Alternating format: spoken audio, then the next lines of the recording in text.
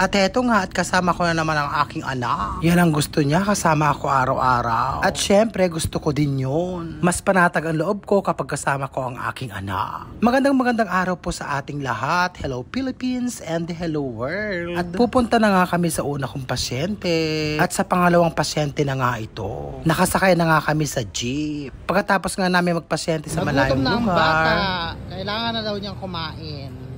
At nakaramdam na nga ng gutom ang anak ko. Kaya heto, naghahanap na siya na makakain. Kaya lang, paubos na yung mga tinitinda nila dito. Anong una? Naubusan ng stocks. Ano yun? Nga nga. Nga nga. Ayun na lang anak ko. Ano ba yung mga yan? Rice din naman yan, di ba? Rice din naman yan. Kung hindi ko makain. Ha? Tignan mo kung ano yung mga yan.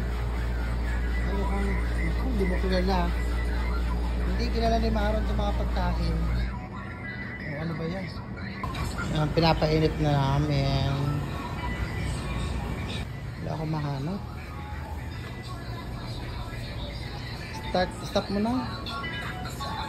Okay na siguro, mainit na yan anak. Pag ano ko yun. Oh, wait lang.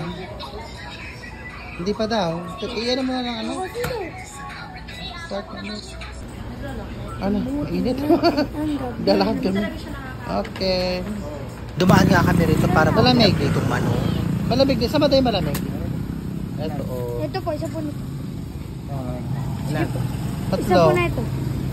Tapos ito po. Ay, ito po. Oy, malamig ha. Malamig mo ito ba? Ako na, anak ko napakainit. Ayaw magpayong. Ayaw magpayong, napakainit eh. Itip-itip na nga. At heto nga at papunta na kami sa pangatlo at pang-apat na pasyente. Kakain na nga daw ang anak ko at gutom na nga daw siya. Pero kumakain na siya. Hindi niya kilala yung pagkain na to. First time niya kainin. Korean. Saan ba yung binili? 7-Eleven po. Hindi niya kilala. Ba't daw? Ano eh? Harap.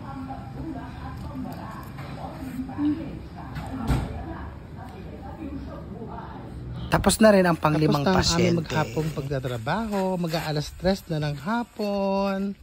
Mainit pa din. Ayun. Punta ang uli kami. Ayun. At least alam ng anak ko ang aking trabaho. Alam niya kung gaano ito kahirap. Pero nag-e-enjoy ako sa ginagawa ko. Nag-aabang na kami ng masasakyan. Buti na lang hindi na mapagod ang anak ko kasakay baba. Dito na kami sa palengke. Siya na nga ang pinag-isip ko ng ulam dyan. Heto nga at init na init ang anak ko. At Nauhaw. uhaw na uhaw. Di ba yan? Napakainit naman kasi ng panahon ngayon. At namili na nga rin ako. Para konti na lang ang bibilin ko bukas. At heto nga ang gustong ulam niya ngayon, yung may hinihigop daw na sabaw. Kailan lang ako nagluto neto? Bumili na rin ako ng mga pagkain ni Maron at baon sa school. At hena nga at pauwi na kami ng bahay. Heto nga at nagsasaing na ako. Pinakulaan ko na rin yung request ng ulam ni Maron. O diba, pak na pa. So hena nga after 48 years nakaluto na ako. Tara, lafang! Kain po tayo. Yes, kain. Go, ikaw na anak. Tignan natin.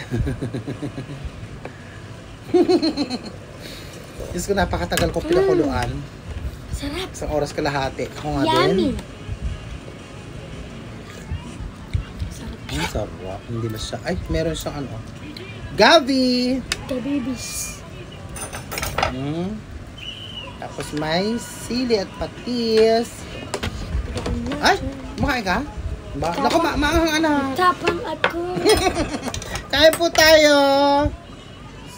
Anong ulam niyo dyan? Sarap ng ulam namin. Sarap. Yummy, yummy, yummy. Kain po. I love you all, Nay. Thank you.